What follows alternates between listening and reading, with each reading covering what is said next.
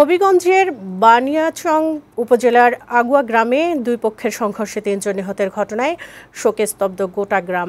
এমন অমানবিক মৃত্যু মেনে নিতে পারছে না কেউই। শুক্রবার ময়নাতদন্ত শেষে নিহত ৩ জনের মরদেহ স্বজনদের নিকট হস্তান্তর করা হয়। বিকেলে নামাজে জানাজা শেষে তাদের দাফন করা হয়। এ ঘটনায় হত্যাকারীদের সর্বোচ্চ সাজা চেয়েছে পরিবার ও এলাকাবাসী। হবিগঞ্জ সংবাদদাতা সাইফুর রহমান তারেকের পাঠানো তথ্যচিত্রে আরও জানাচ্ছেন আফরোজা সুলতানা।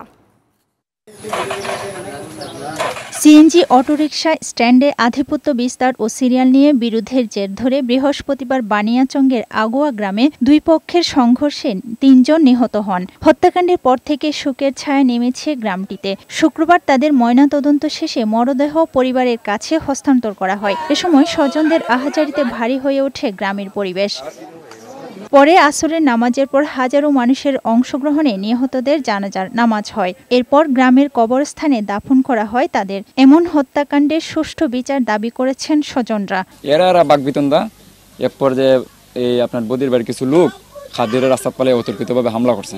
আমার উপর যে নির্যাতন করা হয়েছে, আমার 3টা লোক অলরেডি মারা গেছে। বৃহস্পতিবারের ওই সংঘর্ষে অর্ধশত লোক আহত হন। তাদেরকে ঢাকা, সিলেট ও হবিগঞ্জ আধুনিক সদর হাসপাতালে চিকিৎসা দেয়া হচ্ছে। তাদের মধ্যে কয়েকজনের অবস্থা আশঙ্কাজনক। এ ঘটনায় এখন পর্যন্ত মামলা হয়নি। তবে জড়িতদের ধরতে অভিযান অব্যাহত রেখেছে পুলিশ। 3 জনের মৃতদেহ ময়নাতদন্ত শেষে তাদের আত্মীয়স্বজনের কাছে হস্তান্তর করা হয়েছে।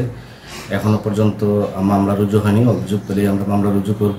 অভিযান অব্যাহত আছে এবং ঘটনাস্থলের পরিস্থিতি এখন স্বাভাবিক। ডেস্ক রিপোর্ট, বৈশাখী সংবাদ।